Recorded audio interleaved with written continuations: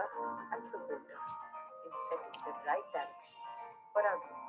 While progressing in life, at MentorMitr, we engage with individuals wherever they are in their journey of career development and help them learn life skills to manage complex situations while enhancing their potential and performance to optimum. Our involvement helps individuals to set the right goals and create options by following an objective process, thereby enabling them to define and manage their priorities. We help them generate self-awareness and teach them how to prioritize their time effectively. We also enhance their emotional quotient with techniques like mind mapping and dealing with success and failure to reinforce their goals and processes, while also grooming them with soft skills that are necessary for the competitive selection process, thus making them confident and prepared for success.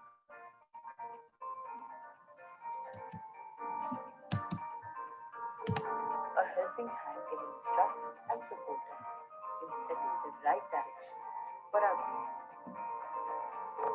At MentorMitr, we engage with individuals wherever they are in their journey of career development and help them learn life skills to manage complex situations while enhancing their potential and performance to optimum. Our involvement helps individuals to set the right goals and create options by following an objective process, thereby enabling them to define and manage their priorities. We help them generate self awareness and teach them how to prioritize their time effectively. We also enhance their emotional quotient with techniques like mind mapping and dealing with success and failure to reinforce their goals and processes, while also grooming them with soft skills that are necessary for the competitive selection process, thus making them confident and prepared for success.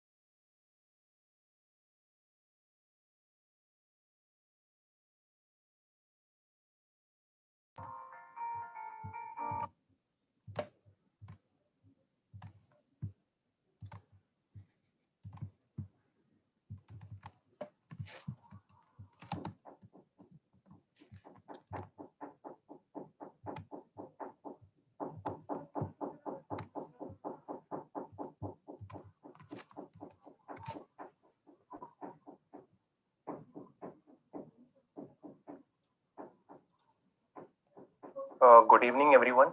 Uh, I will be taking you guys through the MentorMitr application. The first thing is the questionnaire. So we before you come to a counseling session with the mentor, there are specific screens, specific templates which you have to fill to let the mentor know what your goals and everything. So questionnaire is a template where we ask you some 20 to 25 questions to know about yourself. And so tracks and options where you get to choose the tracks which are present, and this is to mentor know in which tracks you're interested in. Mentor will guide you through which tracks are important and which might work out for you based on your interests. So after submitting some options, there is a sports track. So if you are interested in sports, you will be able to answer this question. You can answer about your favorite sports. What are your in the favorite sports? There are 5 questions designed to know about your sports. And after the sports track, there is a college track this is to know where you wanted to join, like a specific, what is the name of the college you wanted to join, what is the syllabus the college needs, and the selection criteria for the college, and what do you need to achieve the required stuff, and what is the thing you need to improve. So after that, there are priorities. So this is to let the mentor know what your priorities are. You could have different types of priorities. We have a 4 different. So you could click on here and you could enter your priorities. Let's say you have a priority to get a good score.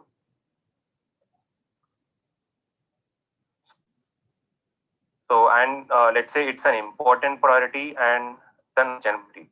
So there are types of priorities. So there are 4 different types: important and not urgent, important, urgent, not important, non-urgent. So you could select any of them based on your requirement, and then you could add it. So here will be all your previously entered priorities. This is to let the mentor know what your priorities when you go to the counseling session. So after the priorities,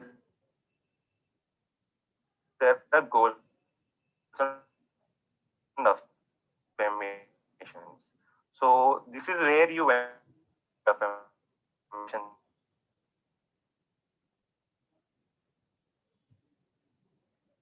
goal, and all of your goals are entered here, and all of your affirmations are entered. Uh,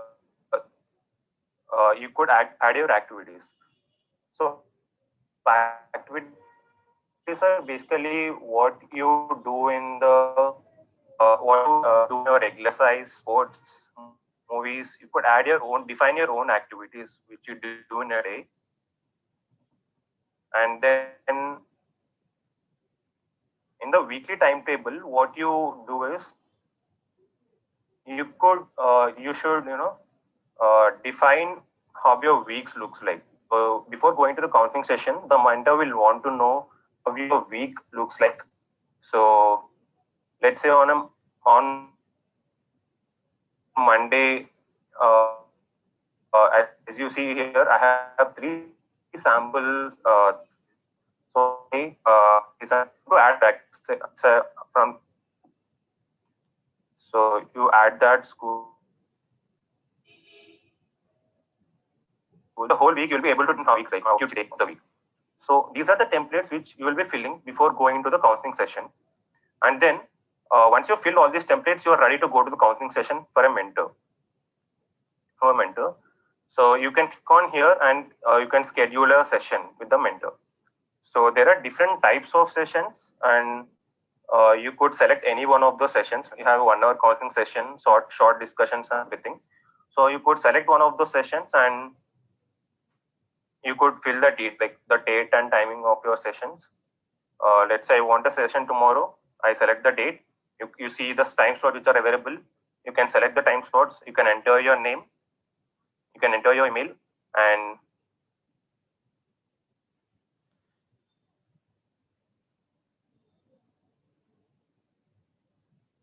and you enter here and you can confirm your meeting. So once your meeting is confirmed, the MentorMitr team will get back to you on mail.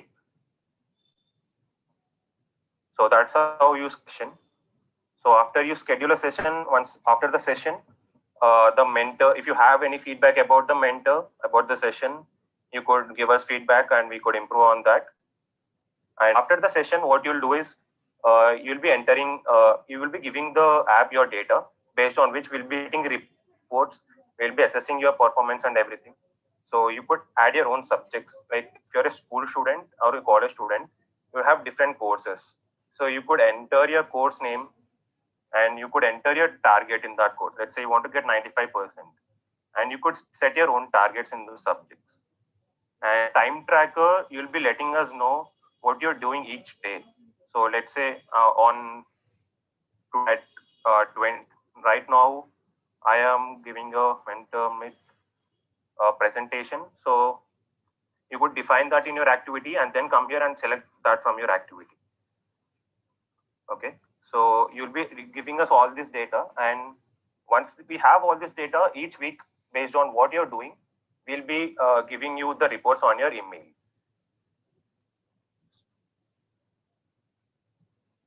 So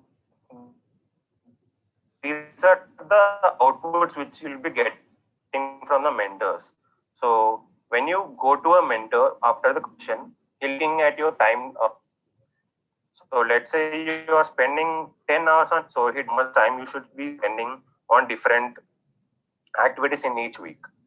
So let's say the mentor wanted to spend your week like this. So you'll have an idea of how to distribute your time. So this is a bar graph showing that.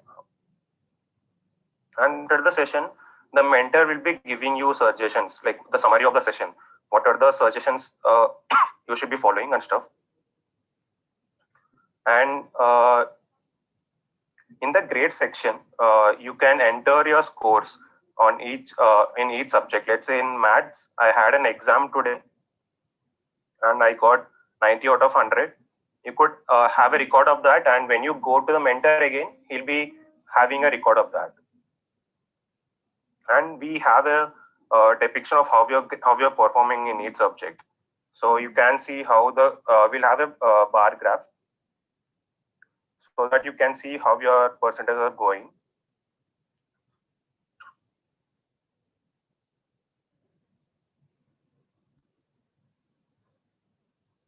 So these are study for a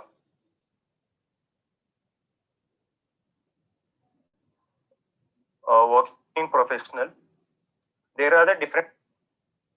So the mentor will be able to fill a questionnaire where he'll tell us about his or her work life and everything related to work and everything. So similarly, his or her own priorities and goals and affirmations, and a weekly timetable. Let's say a working professional has go to work and family time and stuff.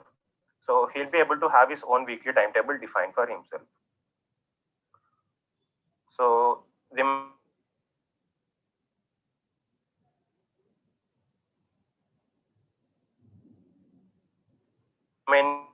everything would be the same for the school student and a working professional.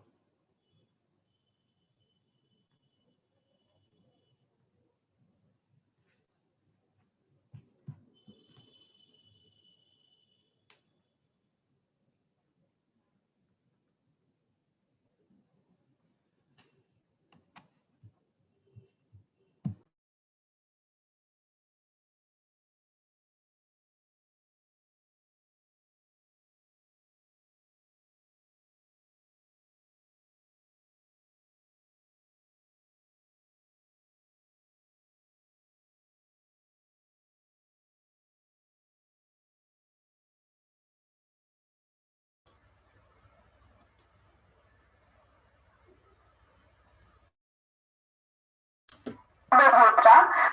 I am a counseling psychologist. I'm based in New Delhi, India, and I have been practicing for over 2 years now. And a lot of my clients come with issues like depression, anxiety, self-esteem issues, self-empowerment issues, when they don't know how to find their flow back in life, and family and marital problems, relationship problems, romantic problems.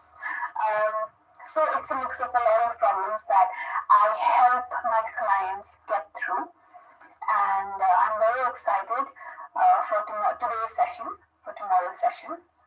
That is at MentorMitr, about soft skills, and we are going to talk about the psychology of connection, communication, and how we can connect and interact better. So hope to see you there. I'm very excited. Hi everybody, my name is Mitra. I am a counselor.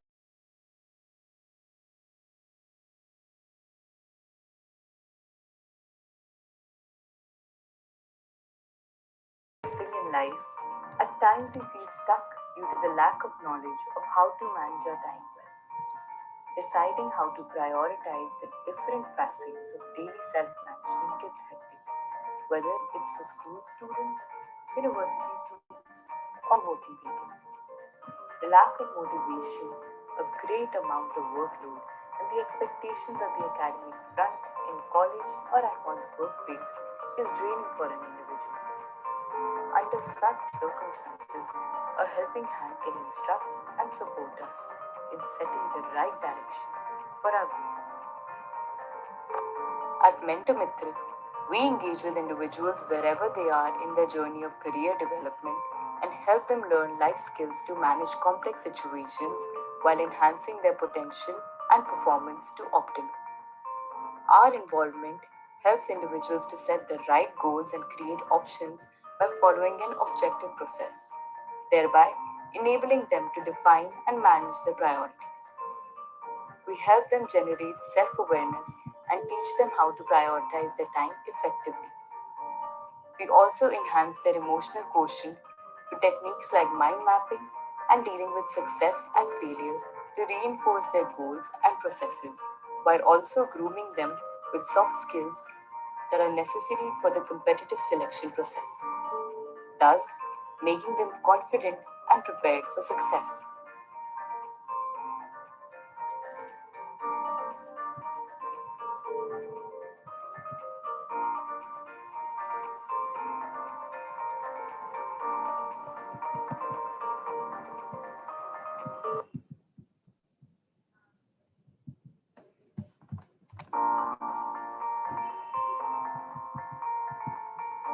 While progressing in life, at times we feel stuck due to the lack of knowledge of how to manage our time well. Deciding how to prioritize the different facets of daily self management gets hectic, whether it's for school students, university students, or working people. The lack of motivation, a great amount of workload, and the expectations of the academic front in college or at one's workplace is draining for an individual. Under such circumstances, a helping hand can instruct and support us in setting the right direction for our goals. At MentorMitr, we engage with individuals wherever they are in their journey of career development and help them learn life skills to manage complex situations while enhancing their potential and performance to optimum. Our involvement helps individuals to set the right goals and create options by following an objective process, thereby enabling them to define and manage their priorities. We help them generate self awareness and teach them how to prioritize their time effectively. We also enhance their emotional quotient through techniques like mind mapping and dealing with success and failure to reinforce their goals and processes, while also grooming them with soft skills that are necessary for the competitive selection process, thus making them confident and prepared for success.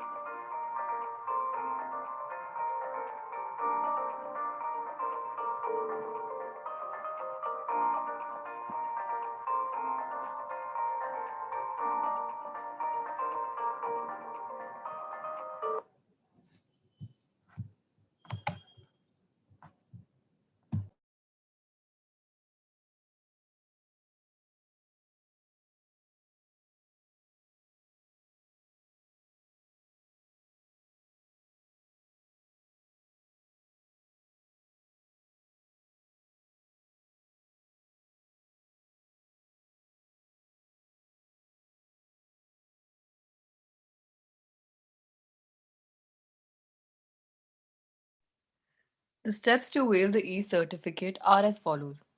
Attend the full webinar. Once you see thank you displayed on the screen, there will appear a link to the Google attendance form in the chat box. Click to mark your attendance and get the feedback form mailed. Fill the questionnaire that you receive on your mail for the details and follow our page on Instagram and Facebook. If the above stated steps are followed, an e-certificate will be automatically mailed to you.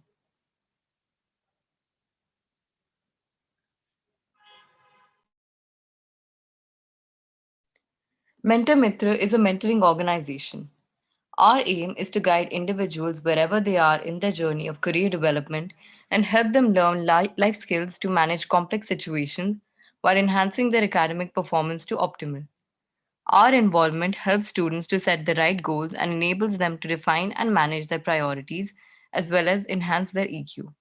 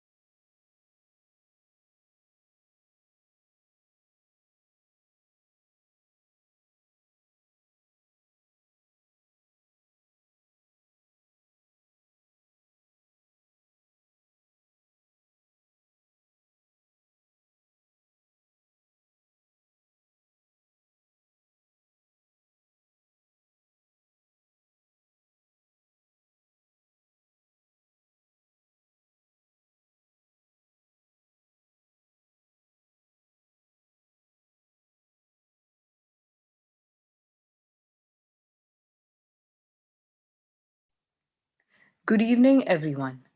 Welcome to today's webinar on grooming and soft skills management in the pandemic. The session will be led by the established professionals, Ms. Parul Malhotra and Ms. Vishali Sachdeva. Please feel free to leave your questions in the chat box and we will try to answer them. Our first speaker for the evening is Ms. Parul Malhotra. Ms. Parul is a practicing counseling psychologist based in New Delhi, NCR. She has been working with clients for various issues such as depression, anxiety, self esteem, body image, confidence, boundary setting, and assertiveness, along with family and marital relationships counseling, romantic as well as platonic, and so much more.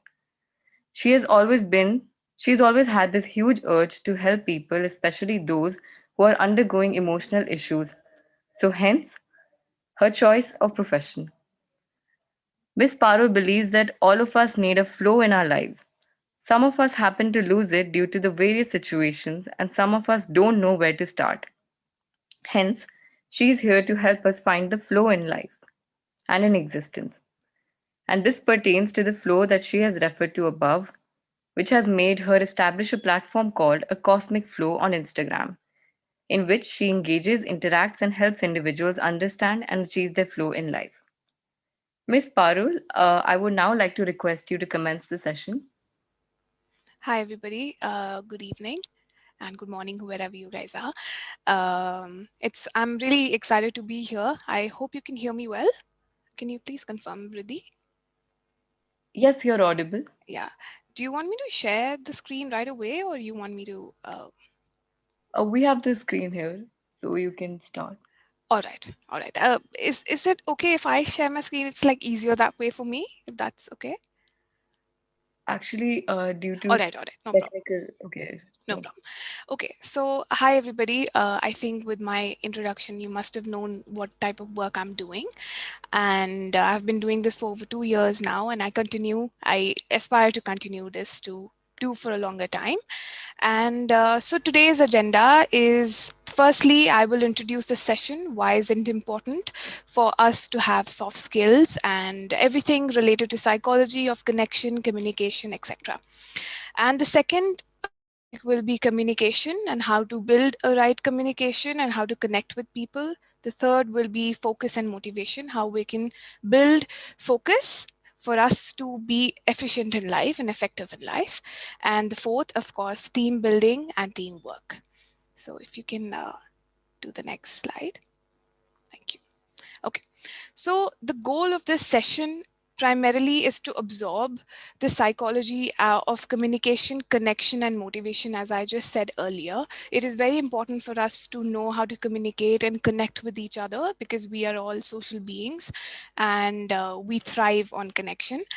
Why is it important for university students and working professionals is because this is the age group that we all start or have already started working with people and interacting with people. So social skills, soft skills, and knowing how to put yourself in a platform and the way to put yourself in a platform is very important for us to be more efficient and effective in the society, right? And so we can groom ourselves and also present ourselves in the most refined manner. Yeah, next. Okay.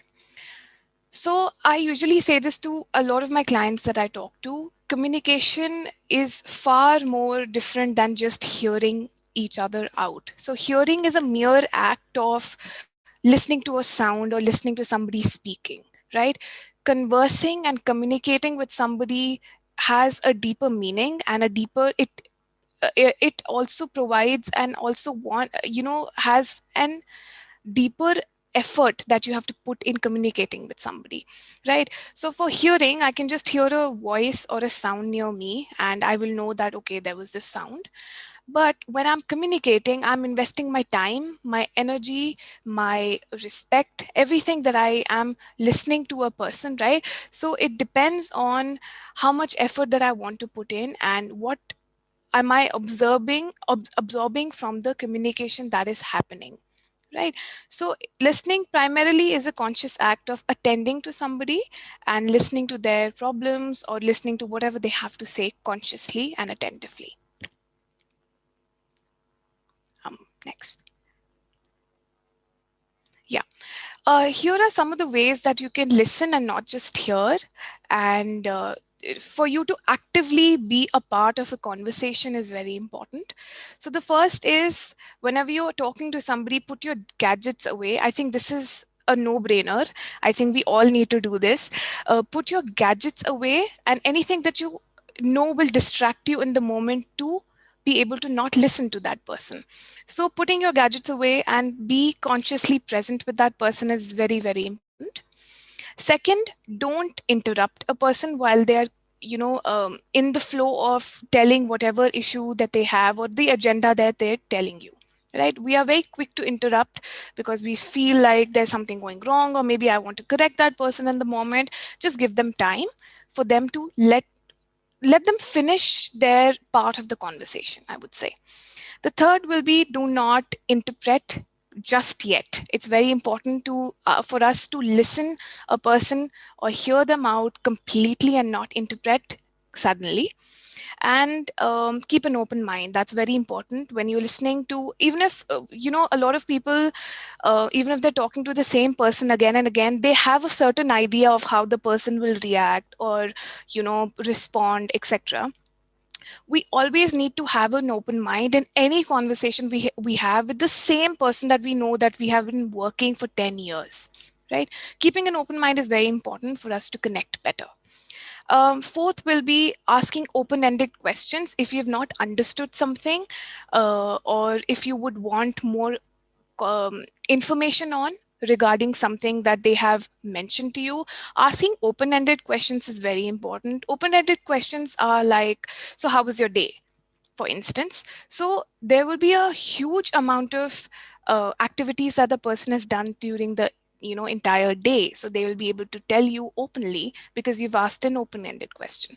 Or an closed-ended question will be, how was your afternoon? That will be a very closed-ended question, like very pertaining to a very specific amount of time or slot, etc. Right? Also, giving ample amount of time for others to speak their points, giving them the space and time for them to express however they want to express a certain agenda or conversation. The last will be, we need to understand that we have to model this kind of good listening behavior in all aspects of our life, be it in relationships, be it professionally, be it with a child, be it in any aspects of our life. So that's very important. Yeah, can I? Next. Okay. Effective communication. How is a communication effective? So communication is effective when it usually occurs in three ways. First is verbal. That is, of course, verbal.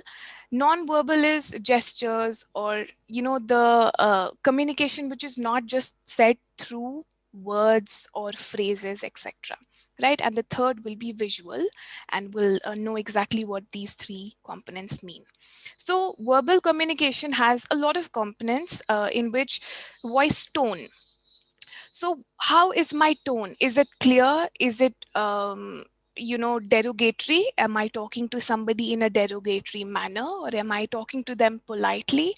How am I speaking with a person, and how clear is my voice tone? Right? That is very important. And how stressed or less stressed we are. You just get to know from a person's tone itself, how are they feeling, or are they nervous, or anything, right? Voice speed is very, very, very important, especially for working professionals when they are in an interview, for instance. If you are talking very fast, it may look like you are trying to skip something, or you're not sure of something, or maybe you are just nervous and your mind is working faster than your words or your mouth. Right. So keeping a slow and steady pace of your voice is very important for others to comprehend what you are trying to tell them. Right. And the third will be voice volume. Of course, being too loud can be seen as rude or arrogant. Being too slow or low voiced will be like, maybe you don't have much confidence, or maybe you don't know a certain thing and you're trying to maybe just let be. Right? So having a optimum voice volume is very important, and modulation of voice is very important, I would say, in any conversation. Grammar, of course, right use of words and phrases is very important, as we all know. And voice clarity, again, the way you speak the words, the way you speak the phrases, how clear are they? Thank you. Yeah. So now we come on to non-verbal communication. As I said before, these are not the words that we use. These are the non-verbal aspect of our communication, or how we put ourselves out in the world. So the first, very important, is facial expressions. Are you happy? Are you sad? Are you angry? Are you confused? In different cultures, facial expressions are seen in a different way. So if you're interacting with a certain culture, so for instance, if I have to go to Canada for an interview or for a job or whatever, I have to read up on their culture a little bit and how they are when they are with the facial expressions. Is there something very unique about the facial expressions? Every region of the country or the world has different facial expressions. Usually, the most common are happiness, sadness, anger, and confusion, of course. So keep in mind, what are you trying to convey and how you feeling? First, check in with yourself. How am I feeling? If you're feeling nervous, maybe just say it outright to them that, yeah, maybe I'm nervous, but be very understanding of how you want your facial expressions to be. Right? The second will be body posture. What's your stance? Are you sitting rigid? you're not moving your arms, you're just very rigid or concrete in your movements, that can show that maybe you are not very confident, or maybe you're nervous again. So how is your body? Is it open? What's your stance? How is your spinal cord? Is it, are you slouching, or are you, erect, etc. So the openness of your body is very important when you're in any kind of conversation with anybody, be it interview, be it talking to anybody. Gestures, they should be slow and subtle gestures, and not very erratic gestures, for you to not come off in a different way. The fourth will be eye contact. If you look straight dead into somebody's eyes, they may take you as rude or somebody who's just trying to be something, right? But if you're not making the right eye contact, that is again an indication of maybe less confidence or maybe nervousness again. So maintaining an optimum eye contact is very important throughout the conversation. And the last is, of course, proximity. Are you sitting too close, and what's the distance with the people that you're talking to? There should be a proper and optimum distance between whoever you're talking to. And the third will be visual communication. That's very important, of course. By visual communication, what I mean by is, if I'm making a PPT for a presentation for a certain organization, or if I have to present somebody some presentation or a seminar or a webinar, just like how I am right now, how am I putting my content in the visual communication that I intend to communicate, right? The first thing that I feel is very important is how you place your colors. So there's a very interesting thing that I just found out very recently, is called a color wheel, right? A lot of makeup artists also use this for you to enhance the creativity and enhance how your content looks like. So you can always Google what is a color wheel, and you can see that if there's a pink on one side, what is the opposite color on the other side. So those two colors will complement each other, and they will look better on the screen or maybe on your face, etc. The makeup was obviously an example, right? So always use a complementary color use in your presentations and how you are presenting visually whatever you want to present. The second will be, there should be spaces between your content. It should not be all stacked up, because then a person may lose interest. There should be a nice space given between the content for it to breathe better, right? The third will be clarity, of course. You must, it's a must to have an understanding of what are you trying to convey. How clear are you with the information that you want to convey? It's very important. And the content that you want to convey. The next is font. A lot of people use fonts which are very unofficial manner, right? So that doesn't really seem very official, to be very honest. So the fonts like Times New Roman and Arial, a lot of people use such official fonts. So keeping in mind the font is very important again. The last is, of course, content, as I just earlier talked about. It should be crisp, clear, and with intention. What are you trying to convey? Very important. Next. Right. Now let's talk about teamwork, right? Teamwork, and of course, teamwork has team building. There's a building of team. That is how you will optimally work as a team. So firstly, let's understand why is it important to build a team in the first place.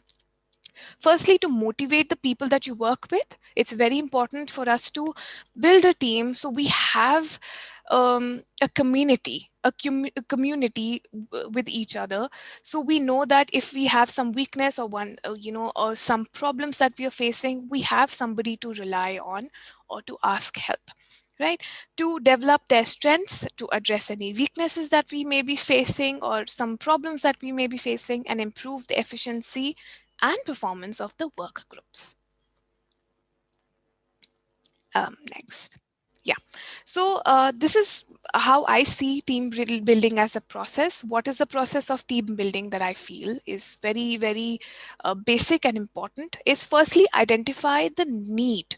So we all make certain teams for certain reasons. So what is your need and what is your reason to build a certain team? So having a clarity on the need is very, very important.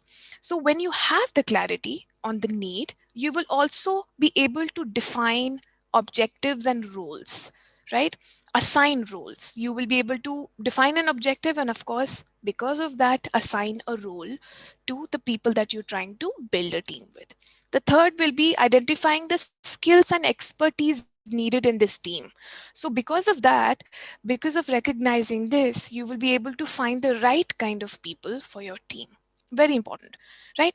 And then, of course, the next is gather a team. Gathering a team is very important. And based on the first three concepts or the first 3 pointers, you'll be able to see what kind of people do I want to elect in my team, right?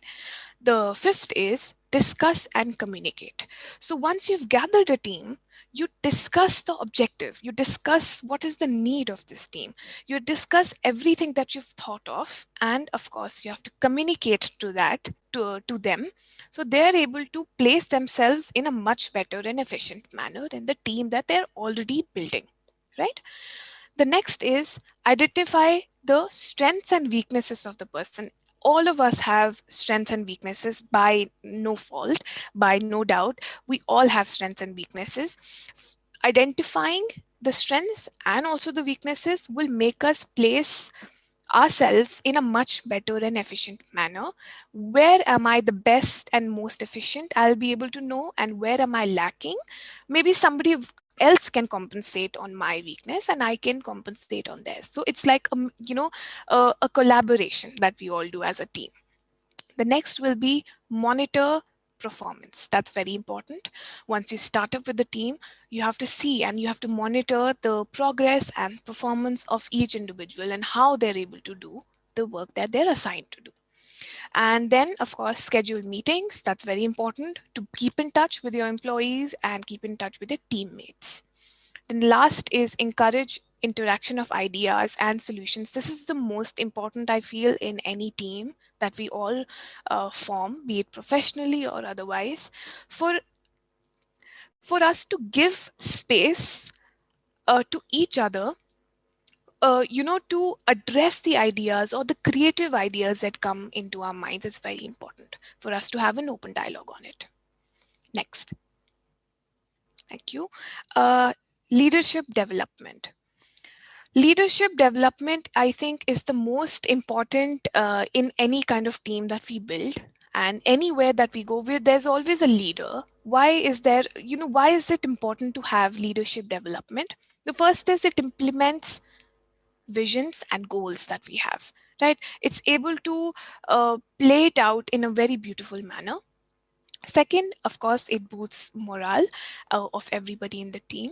It's important for us to have a leader who's able to bring about the best of all the teammates that he or she has under them. The third is ensures effective communication, of course. And the fourth is motivates employees for them to bring about the ideas and the conversations that they want to, and how they want the team to, and how they see the team's future. Then provide appropriate resources, builds a community. Of course, team or leadership development is always, all of this is building a community, fundamentally, right? And this also builds a maximum efficiency. It monitors the progress of everybody and also improves interaction and connection. Next. So how can we, okay. Next, coming on to focus and motivation. Firstly, I'll talk about focus and why is it important to have focus in life or in any activity that you're doing or anything that you've been assigned to, right? Firstly, having a focus in life builds momentum. It makes you have a momentum in life and something to look forward to. Second, it provides clarity of where you are headed, of course, right? The third is provides efficiency and productivity. So if you have a focus in life, you're able to work towards something, and then it will also build, productivity, and you'll be able to do something in life in a much larger scale, just larger than you, just you. The fourth will be better quality of work. Of course, when you have a focus, when you have clarity, you will be able to have a better quality of work. The second last is purpose. As I just talked about, it's very important to have a purpose, and focus helps in having a purpose and vice versa. And last is it reduces stress. You are headed somewhere, so you know where you're headed. So it reduces stress of not having something or not, belonging to something. Yeah. Motivation.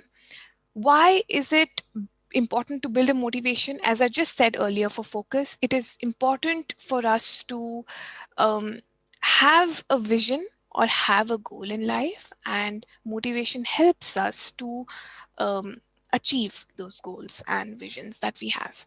Firstly, okay, this I have to just say this out in the open, and I say this to all my clients, and I want everybody to hear, to hear this. According to me, this is how I feel about motivation is I always refer to motivation as an ocean wave, right? The simplest analogy that I can give you about motivation is it comes and it goes, right? It is never constant. It is, the need will always be there, but maybe the accessibility won't always be there, right? Firstly, by understanding that there's not one rich, abundant source of motivation. It's not like I can, there's one rich source that I can always access to and I'll always get motivation. That's honestly not possible, not humanly possible, right? Second, motivation arises and passes like an ocean wave, as I just said. And third, motivation will not be present and accessible at all times. Next. Then what can we do? If it's not accessible at all times, what can we do? Firstly, what I say is you have to build or be around people who are positive and who know what you're about and are there to support you and are there to always support you in the vision and goals that you have. And even if you are lost, they're still there to buck you up and be there for you. Firstly, that's very, very important. Second is build and stick to a routine. As I just said earlier, it won't be accessible at all times. What does help is having a proper, clear routine and sticking to it. Whatever happens, I know that I want to stick to a routine. That is the rich source of motivation that we look for. So if we are able to stick to a routine, that is where you will always derive your motivation from. Second will be practice self-discipline. Again, this is very hard. It's easier said than done. But once you put your mind into it, you will be able to do it. So practicing self-discipline, as I said earlier, you have to stick to it. It's very important. Third is prioritize your vision and goals. You have to know where you're working at, where you're headed, what's your goal, what's your long-term goal, how do you see yourself in 10, 15, 20 years. Maybe not do that far along, maybe 5 to 10 years. If you are a person who's not able to see yourself in far future, maybe 5 to 10 years. Then the next is cut yourself some slack. Sometimes, as I said earlier, it comes and goes, right? So when it goes away, I don't want you to beat yourself up in the sense that, see, I don't have motivation anymore, I don't know what to do with my life, etc. We all tend to feel this way. So cutting ourselves some slack is very, very important. The next is, of course, be patient with yourself. Very, very hard to do, but very important to do. And the next is break up your goals. So if you have a huge goal, right? So for instance, if I were to ask any of you to, see yourself in the 5 years, the next 5 years, the goal may seem very big for you. And that is the problem, is that me sitting in the present, for instance, if I were to tell you that in 5 years I have to do 10 things, me sitting in the present who's already so fearful, my mind will anyway give up that no, I don't think I can, access it, or I don't think I can achieve it. So breaking up your goal is very important. Break your goal up, like in the sense, in a certain month I'll do this, or every week I will put 10 hours or 4 to 5 hours or 6 to 7 hours, how many hours according to your goal, for this particular goal, weekly, daily, monthly, yearly, etc. So break it up. How can you achieve it in breaks, right? And set small and measurable goals. As I just said, this is the continuation of breaking up your goals. It's very important for your mind to not go crazy, right? The last is, of course, remind yourself of the bigger picture, because we tend to get worked up a lot. So reminding yourself that, yeah, I have there to go. I have a certain thing, a thing to access and achieve. So I'm looking at the brighter picture and the bigger picture, because that's where I want to be and that's where I will be in the future. That is a certain amount of motivation that you can derive from. And next. Yeah, that's it. Done. Thank you for your time. I hope you enjoyed this session that I just gave. Thank you so much, ma'am, for Yeah. sharing your views as well as your valuable advice and insights on the subject with us. I'm sure our friends here listening are feeling more informed about the subject and how they can change their approach towards various things. Thanks. So thank you once again. Any And questions? So, before moving on to the next speaker, I'd like to reiterate the steps to waive the e-certificate. Attend the full webinar.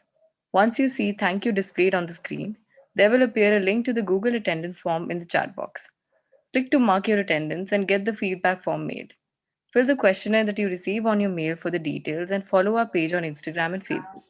If the above stated steps are followed, an e-certificate will be automatically mailed to you. Attend the full webinar. Once you see thank you displayed. Our second speaker for the evening is Miss Vaishali Sachdeva. Miss Vaishali is an engineer and a business graduate who is currently pursuing a master's in psychology at Harvard University. While struggling with her own mental health illnesses of depression and anxiety, she became aware of the lack of mental health awareness in India. She also experienced the stigma where mental health concerns are brushed under the rug. Her personal experience inspired her to switch her career and learn about the workings of the human mind. मैं कहा 7:30 200 हो जाएंगे Apart, apart from learning about psychology and mental health, आज she 250 also par promotes. करेगा मामला Uh, बड़े दिनों बाद Sir, can you please switch off your microphone? बच्चों की ना एक्चुअली इनको प्रोसेस पता नहीं होता ना, ये हमकी डोरी उसमें इनको बस वेरी गुड वेबिनार है। Anyway,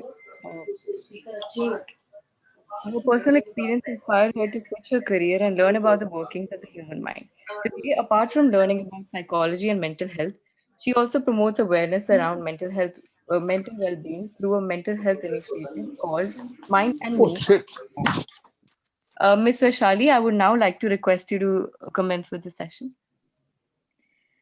Thank you, Vriddhi, for that introduction. And thank you, MentorMitr, for this opportunity to speak on this wonderful topic, I think, which is very important. Something that we all experience in our lives. We're all communicating throughout our day. So I think this is a wonderful topic. And I'm glad that you've taken the initiative to talk about this. I'd also take a moment to just thank Ms. Parul um, for her talk. I think it was wonderful. She really covered a lot of things that are very important, not just for communication, but also focus, motivation. I felt that I learned a lot, which is, I think, really important. So thank you for that, Ms. Parul. And I will start with, I think there'll definitely be a lot of overlap, but I'll try to allude less to things that Ms. Parul has already talked about. So I'll talk about things that I think complement what she's already spoken about. So it's important to understand, firstly, like Ms. Parul alluded to, what is listening versus what is hearing. So hearing is simply, it's the mere act of just sitting. I'm sitting in my room, and if I hear birds outside, if I hear a plane passing by, I'm hearing all of that, but am I listening to it? No. When I listen to something, what I'm doing is I am consciously trying to process it. I'm consciously choosing to understand, to interpret it. So that is where the subtle difference between hearing and listening comes from. It's not about just being quiet also. I can be quiet and I wouldn't call that listening because I'm not trying to process it. So when I'm trying to process something, understand something, that is when I'm listening. I cannot be listening if I'm simply daydreaming. So that is, what listening pertains. Now, this is like a wonderful list by Albert Ellis, who is a psychologist. He was a wonderful psychologist, and he came out with this list of what are some barriers to listening. And I'll go through those quickly. Is one, I don't want any distractions around me. If I am on the phone while I'm speaking to somebody, that is a distraction, and that will be a barrier in my listening. I will not be able to listen if I'm constantly on the phone. If I'm speaking to somebody, even if I'm cooking something, I'm more, I'll obviously be going back and forth.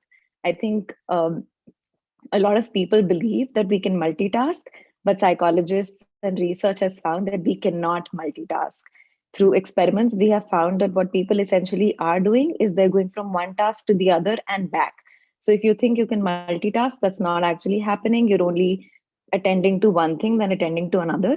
So getting rid of any and every kind of distraction can help with communication. Second, a barrier to listening is focusing on the appearance. If somebody that I'm talking to, I'm all the time I'm thinking, oh, they have a pointed nose, they have small eyes, they have big ears. I'm not paying attention. I'm not listening to them. I'm literally just paying attention to their features, right? So that is something that can become a barrier. Then a lack of interest. Honestly, if somebody starts talking about politics, which I unfortunately am not very, interested in, that would definitely come into the way of how much I'm listening, right? As much as I'd want to learn, I might not listen because this is a topic that doesn't interest me as much. Then there is a lack of focus, which is, me trying to twirl my hair. I'm playing with my nails. If I start doing things like these, I'm not listening. Next is any kind of prejudiced biases.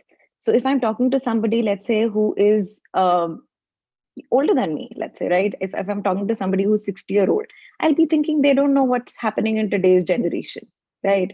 Now, that is something, that is a bias that I have created. Similarly, if I'm talking to somebody from another race, somebody from another religion, and if I bring up some preconceived notions, I'm not going to be listening and I'm not going to be learning anything from them. Another barrier is judgment.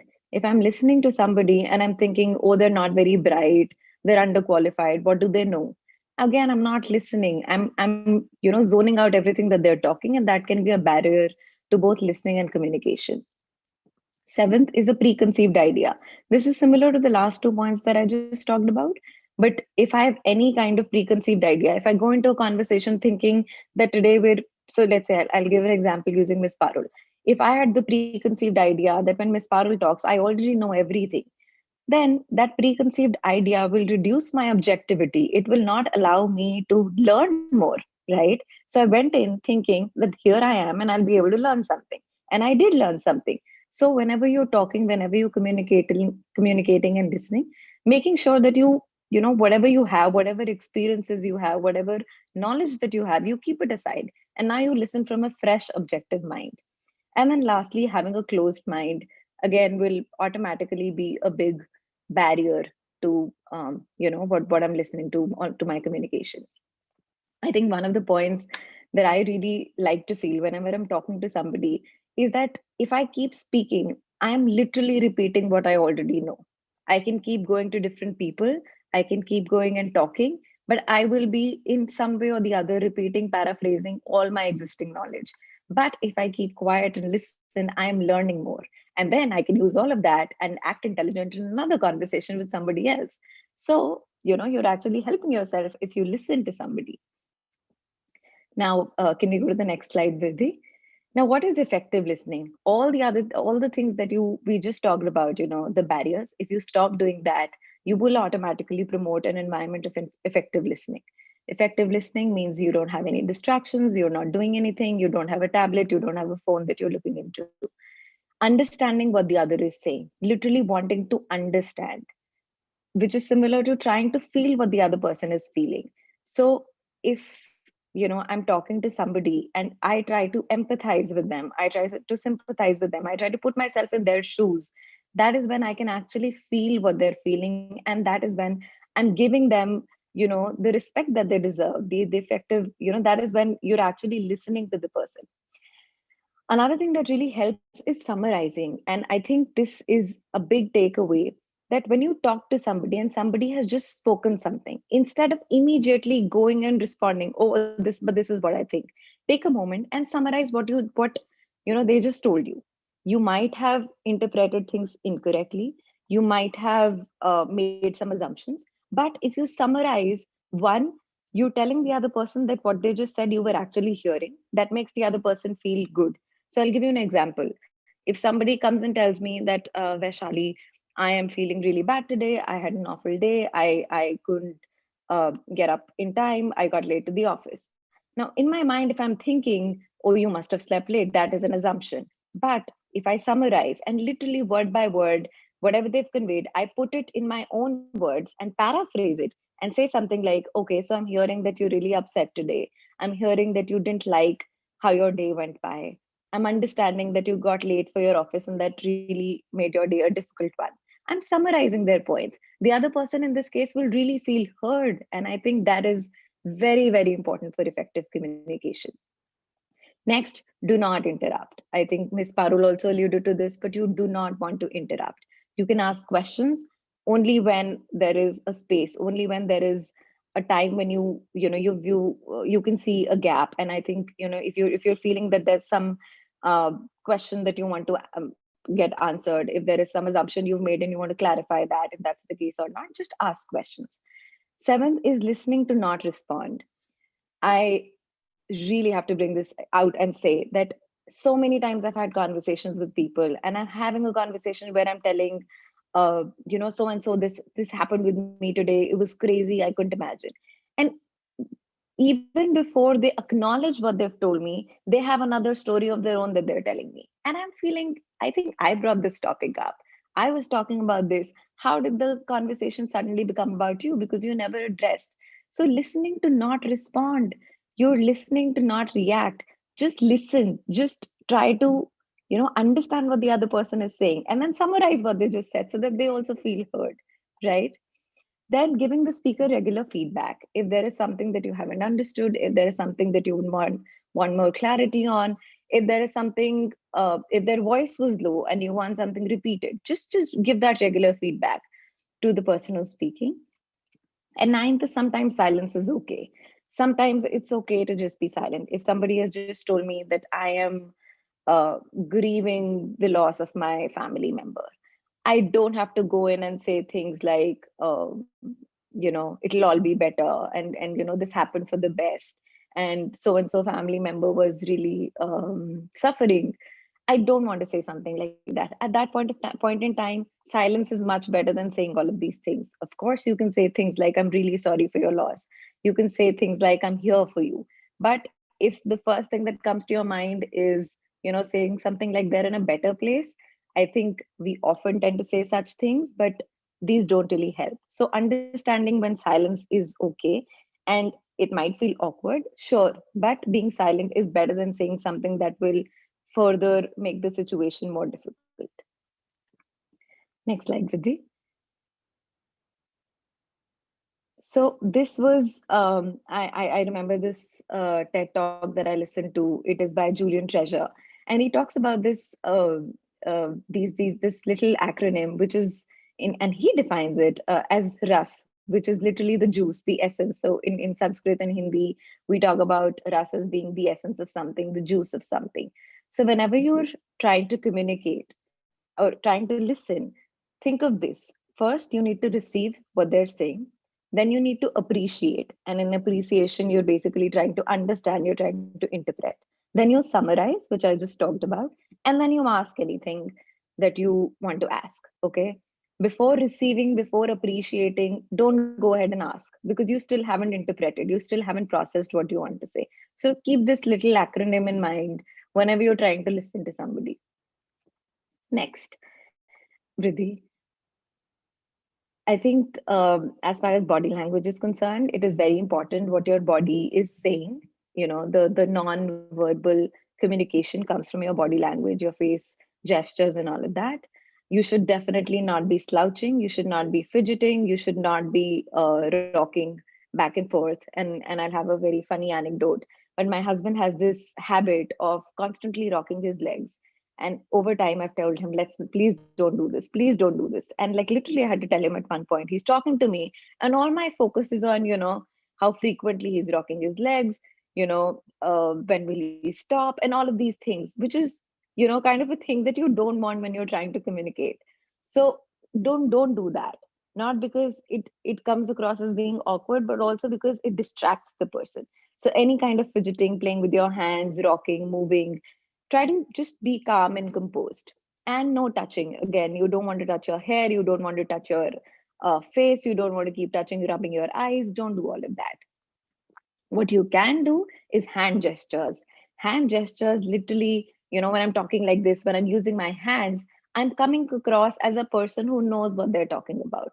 I come across as being composed. I come across as being calm. So use your hand gestures. Look in the eye. Keep nodding. Say things, things like, I understand. Do all of these so that the other person feels that you're listening to them. If you're talking about something, point to the slides. If you're presenting something, you can always point to the slides. And always keep a very calm and composed and comfortable posture. Even if you're not feeling it, fake it till you make it. You will keep faking it, and at some point, your body will also, your brain will receive the signals that this person is actually calm. So try to do that. Next slide, please. I think I will. A lot has been talked about, as far as motivation, focus, leadership, effective listening, communication has been, we've been talking about that this evening and morning, wherever you are, like me. But I think these are some very important tips that have helped me personally. And I wanted to use and tell these because I think uh, I was thinking, what is the most important thing that I'd like the listeners to know? So there's a lot of information, a lot of TED Talks, a lot of Google related, Google search links that you can find where you will be able to, grasp information. But I think these are some important tips that have helped me, and I really wanted to share these.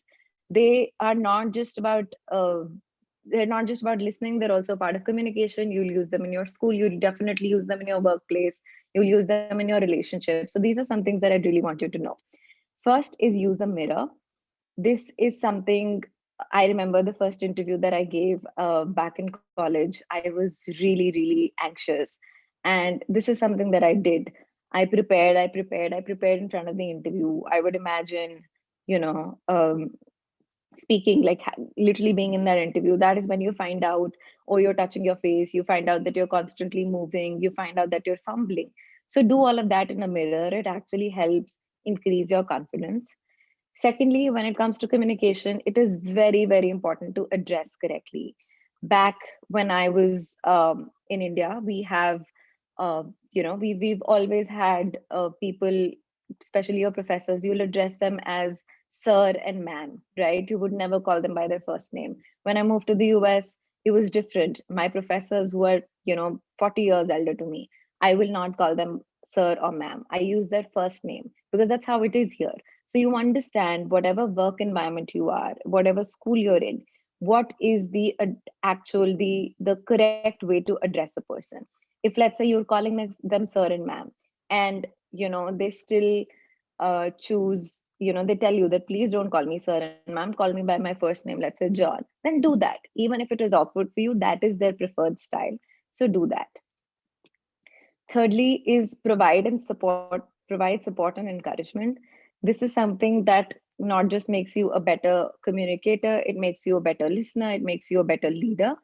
Always try to provide some kind of support and encouragement. So when somebody is coming to me for something, I'll say, let's say if somebody asks me a question, now that person is probably feeling that the question that they've asked, it might be, they might be feeling awkward, right? If I'm asking a question in my lecture, in some I'm let's say attending a lecture and I want to ask a question, If my professor just starts answering right away, I might just feel they'll think I'm stupid.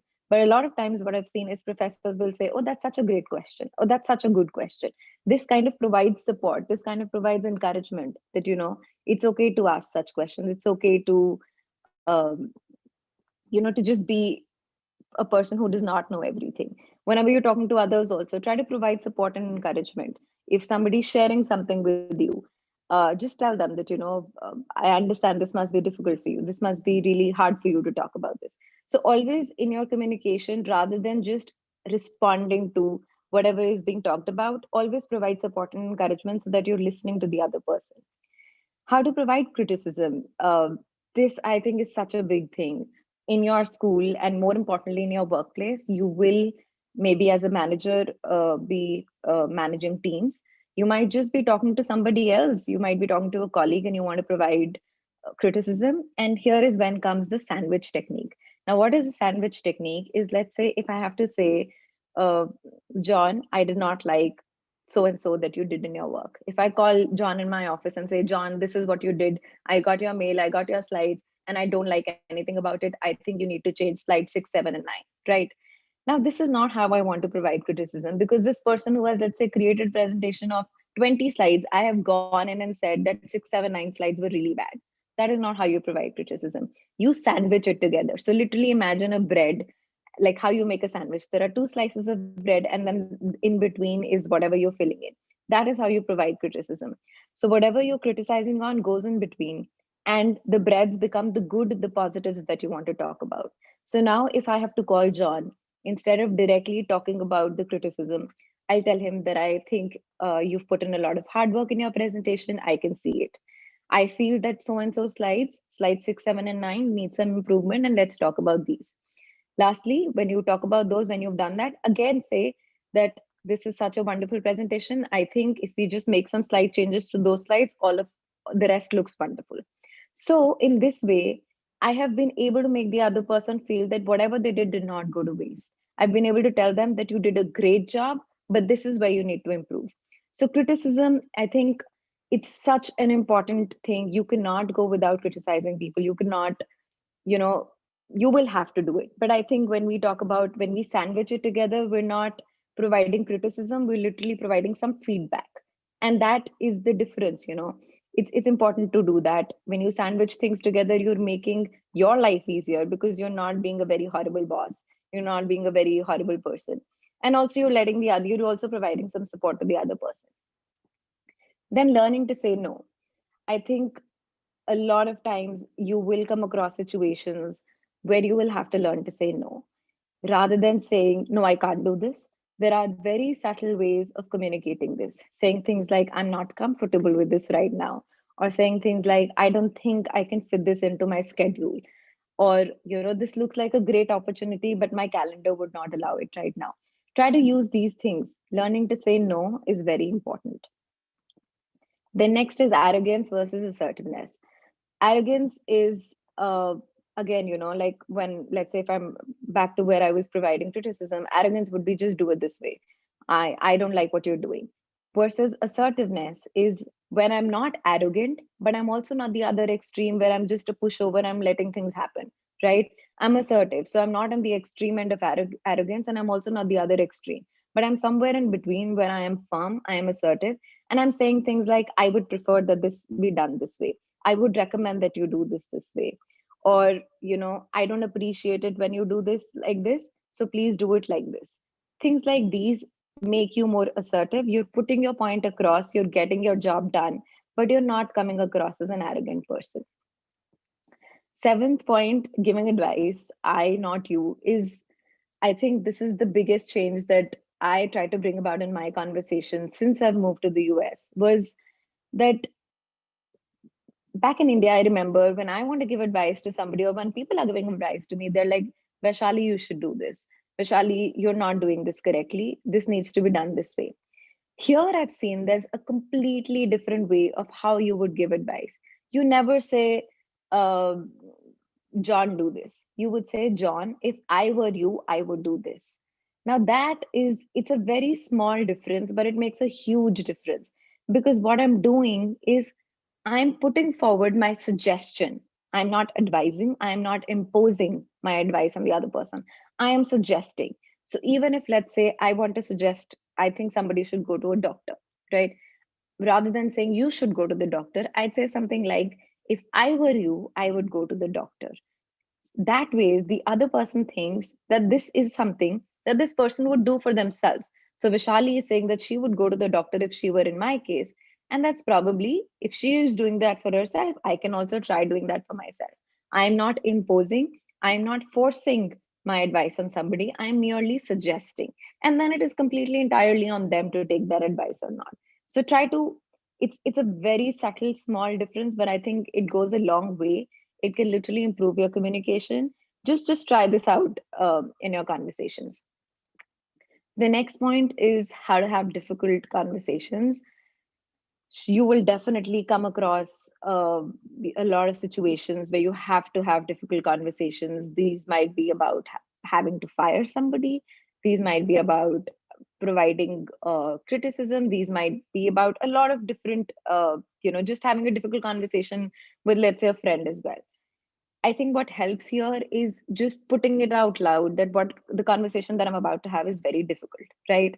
That kind of just mellows down the next thing that you're about to talk about, right? Sometimes when you have to talk about something awkward, you start with, I have an awkward question to ask. I know I have an awkward request to make. So just do that little thing. Whenever you're having a difficult conversation, make sure you're being polite, make sure you're being calm, make sure you're being very kind to the other person, and just giving them that uh, that little hint that whatever you're talking about is going to be a difficult conversation. Don't shy away from difficult conversations. You cannot be a good leader, a good manager, a good communicator for that matter, if you completely shy away from difficult conversations. Not everything is all happy in life. There will be times when you have to have difficult conversations. It's best that you embrace them rather than running and shying and avoiding them. The ninth little rule that I have is respond versus react. I think this is something that is very, very important in interpersonal communication as well as communication in the office, right? If I have suddenly received an email, all right, and let's say this email doesn't require my response right away, the 48-hour rule applies more in relationships. But let's say if I talk about in the office, now somebody has written a very rude mail to me. Imagine, and I'm thinking of what I would do if I were this. If I get a rude mail, what I'm going to do is I'm going to just start replying, and I'm going to write, my hands are going to be typing fast. I'll write the most arrogant response back, and I'll send it away. And more likely than not, it's definitely very highly possible that a couple of minutes later I'm going to hate myself for sending out that mail. So now there is, you give yourself the time, go out for a walk when you're doing this. How that will help is you will calm down, trust me, you will calm down. Give yourself 10 minutes, give yourself 15 minutes. If the mail can wait, give yourself 2 hours. You can't imagine the stark difference that will come from the mail that you would have written to the mail that you will now write. Give yourself that time. Imagine how your body is responding. You suddenly, when you read that mail, your body has suddenly become defensive. You want to attack this person, you're feeling attacked yourself. You have all your brain chemicals going on which are telling you, that you have been attacked, and you need to reply back, you need to retaliate. But eventually all of those chemicals in your brain will fade out, right? So you give yourself that time.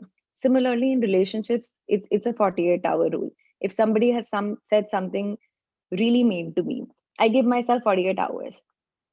And trust me, so many times what actually happens is after 48 hours, I've completely forgotten that this even mattered. I'm like, really? I was thinking so much about this back then. I really wanted to say a lot. And 48 hours later, it's like the least important thing. It doesn't even cross my mind. So give yourself that time. Give yourself that time, one, because you will have processed it, and two, your brain, inside your brain where all the work is happening, inside your mind where all the work is happening, your body and your brain will also support that decision. So just give yourself that time. And lastly, receive feedback from your loved ones. If as a communicator, as a leader, as a manager, you feel that you're doing something wrong, just ask. If I'm talking to somebody, having a conversation, And I think, I was not a great communicator. Let's say I'll literally go and ask them that, do you feel that I was listening to you? Did you feel heard when you were talking to me? Do you think that I should do something differently? Similarly, when you're let's say preparing for an interview, do that with your friends, do that with your partner, with your loved one, whoever it is. Just ask them, what do you think I should work on? What do you think I should do differently? When you ask that question yourself, you're more you're more accepting of any feedback, any criticism that comes your way, versus the other person just outrightly saying, oh Vaishali, you weren't doing this correctly. Versus now, when I've asked, what do you think I should do differently, it just makes me automatically open to receiving anything and everything. I think all of these points go into teamwork and leadership as well. Like Miss Parul talked about, when you're working in teams, you have a shared goal. I think you should be very, very appreciative of all ideas. When you're in teams, you do not want to again disrespect or devalue anybody else's idea. Teams usually work with roles which have been delegated to each one of you. Make sure you live up to yours. Whatever role has been assigned to you, make sure you live up to yours. Learn to delegate tasks also. I unfortunately, I'm also one of the person who in a team will be like, let me do everything because I want it done this way. But that's not right? And I'm trying to work on that. There are some people who will just be in the team and not do anything at all. You don't want to be on any of these extremes. You want to be a person who lives up to the role that they have been given. You have to be open to having different opinions. You want to be you don't want to just ridicule anybody else's idea. So that openness takes you a long way. And all of these points that we've talked about, that I talked about, that Miss Parul talked about, will definitely help you become an important leader. And I think the word leader starts with lead, right? And if there is one thing that I need to talk about when it comes to leadership, is lead by example, which simply means that if in COVID right now I'm, let's say, going to my office and I'm telling everybody to wear masks, but I'm not wearing a mask, then I'm not a good leader, because I'm not leading by example. If I'm expecting everybody to reach the office at 8 a.m., but I'm reaching at 9 because I'm the boss, I'm not a good leader, because that's not how leaders are. Set yourself to the highest standards possible if you want to be a leader. It's not about setting others to high standards. You will anyway be doing that because you're a leader, but set yourself first to the highest possible standards. And yes, I think that was all from my end. I hope these little tips, especially the 48-hour rule and the sandwich technique and the I not you technique, I hope these really help you. Just become a better communicator, become a better listener in your relationships, at your workplace, at your school. Yeah, thank you. Thank you so much, Vashali ma'am, for sharing your knowledge on the topic, and your ideas and advice on the subject were extremely enlightening, and I'm sure our audience had a lot of takeaways from your talk.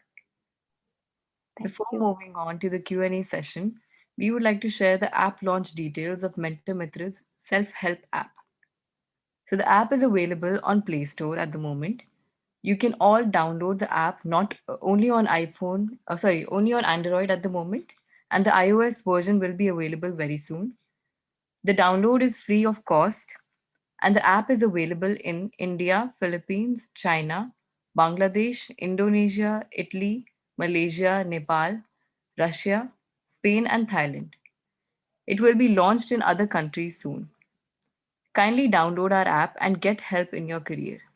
If you have any queries with respect to the app or any other functionalities, please feel free to contact us or drop a mail on contact@mentormitra.com or connect@mentormitra.com. So now I would like to proceed with the Q&A session. Um, the first question is for Miss Vishali. What is the best thing a leader can do to prosper and to make success of their leadership? I think I alluded to that. For me, it's the lead by example. Anything else that you're doing as a leader will automatically come to you. You will automatically learn to delegate tasks because your job, your role, your responsibility will require that. You will learn to be a communicator. You will learn to do all the other things. You will find your motivation. But I think what a lot of people unfortunately stop doing is they stop holding themselves to the same standards. They will expect a lot from others, but they will not do it for themselves. So I think leading by example and consistency, which is very, very important. Think about it this way, that when you're a leader, you're trying to excel at something. If I, let's say, want to excel in in let's say being a good athlete, right? I cannot do this that on one day I work out for 6 hours and then I go 2 months without working out. That is not going to help versus 30 minutes every day is going to help. Similarly, consistency is one key factor. Make sure you do the same thing, whatever you're doing every day, diligently, dedicatedly, to the point that you start excelling at it. So, consistency and always leading by example. Thank you for answering the question, ma'am. The second question is for Ms. Parul. How to handle a situation where the other person is not at all ready to agree or accept their arrogant conduct and tone in communication. Good question, by the way. It really, this question is faced by a lot of people. Usually, a dynamic that I see in relationship is one person is open to conversation, the other is completely not open to it. So, what you can do in such a dynamic is firstly, uh, understanding what have you felt about the entire situation and how has it made you feel first. Secondly, take a day or two, as Miss Vishali said, take the 48-hour technique. Take a day or two and jot down what are the exact things that you want to convey to the person.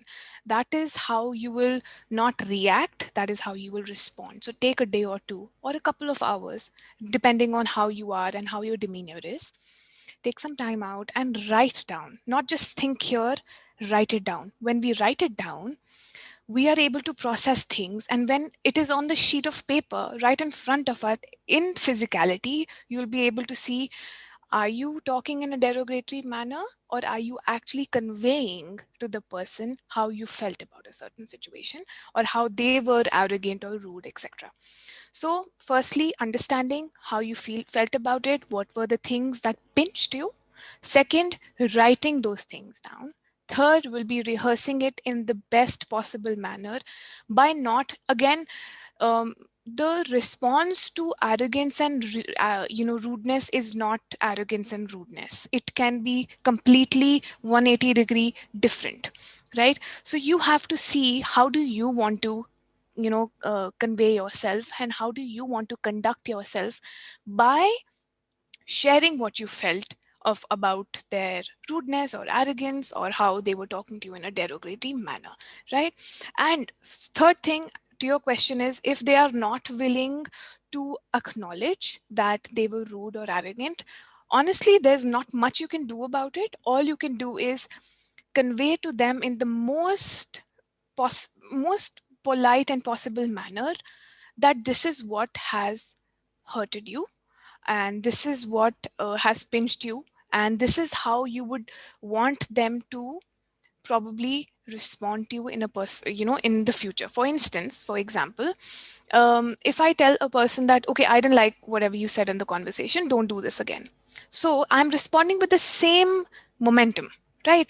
So instead, I can change my demeanor, I can change the conversation style that I have, and I can say, can you try to do this better? Or maybe,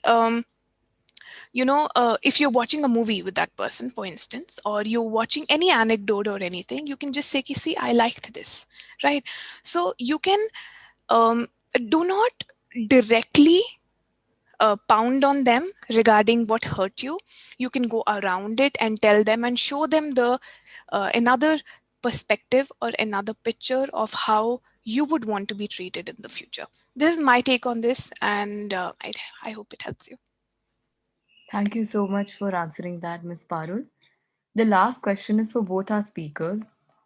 Which type of leadership is better, transactional or transformational? Ms. Vashali, can you take it up first? Yes. So interestingly, it's just a transactional leadership. When you think of transactional leadership, think of being in the military, right? You're being expected to do things. You're being given orders, and you have to live up to the command. You cannot uh, not do it, right? There is no other option. There is a higher authority on top of you, and they're asking you to do it. Let's say if one day the authority decides to not come up, probably you would not want to do all of those things, right? That is a transactional leadership where it is a give and take, right? You have to do this, you have to take whatever commands I'm doing giving you.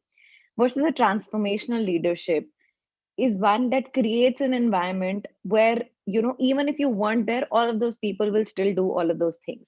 So an organization with a transformational leadership would be one in which, let's say the boss is on leave, all those people will do the exact same things had the boss been there or not been there. Versus in a transactional leadership, if the boss is not available one day, the people will resort to, they'll not be living to the same standards that they would if the leader had been there. So is it a transactional leadership is very commanding, versus a transformational leadership is, an environment that has been fostered, an environment where people want to do those things themselves and not wait for the command. Obviously, I think it doesn't even need to be said, but transformational leadership is what you're looking at, because God forbid, if let's say you become unwell for 2 weeks, your office, your profits, everything in your organization will go through the window, will go out the window if you have a transactional leadership, because in your absence people will not be doing what they should be doing, right? So yeah, that.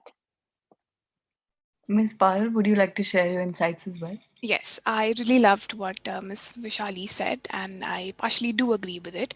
And I really liked her take on it. But what I see is it's a mixed bag. um, how I see it is transactional will be used in the things that you cannot not do, right? And transformational will be the flexibility in the ways of doing certain things. So goal will be more of transaction, that yeah, this has to be done, but transformational will be how it can be done. It will be, much more flexible. I think the way should be much more flexible. So I would have, my take on this is it should be a mixed bag, but neither of the ways should be completely concrete. It should be flexible, and I feel it should be a mixed bag. That's my take on it. Thank you, Ms. Parul. Thank you, Ms. Vishali. I would really like to thank both our speakers once again, as well as the audience for giving us their time and support. And thanks for engaging with us in today's session. Before wrapping up, I would like to repeat the steps to avail the e-certificate. Attend the full webinar. Once you see thank you displayed on the screen, there will appear a link to the Google attendance form in the chat box. Click to mark your attendance and get the feedback form mailed. Fill the questionnaire that you receive on your mail for the details and follow our page on Instagram and Facebook. If the above stated steps are followed, an e-certificate will be automatically issued to you. And all of you can contact us on any of the above mentioned platforms with your questions, your feedback, and suggestions. Hope to see you all next Sunday. Thank you.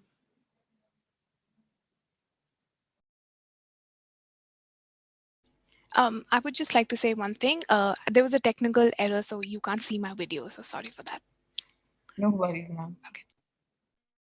Thank you for a very good opportunity, and it was really nice meeting Ms. Vishali. Thank you. Thank you. Likewise, Ms. Parul.